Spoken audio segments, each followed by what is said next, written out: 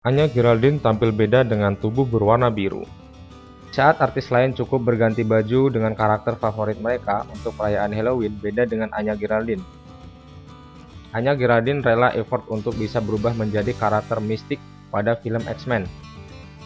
Bahkan Anya Geraldine bukan cuma sekedar pakai baju biru seperti penampakan mistik, dia rela tubuhnya dicat selama 3 jam. Artis Anya Geraldine cosplay jadi karakter mistik di X-Men saat momen perayaan Halloween. Momen Halloween para selebritis identik dengan cosplay menjadi karakter unik, termasuk dengan Anya Geraldine. Tahun ini Anya Geraldine menjadi pusat perhatian warganet dalam memilih kostum Halloween-nya.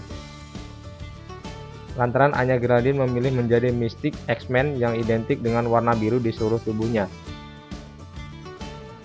Mystique adalah karakter fiksi yang muncul dalam buku komik Amerika yang diterbitkan oleh Marvel Comics, umumnya terkait dengan X-Men. Momen tersebut diabadikan Anya Geraldine lewat akun Instagram pribadinya. Anya Geraldine mengunggah potret dirinya mirip dengan Mystique X-Men.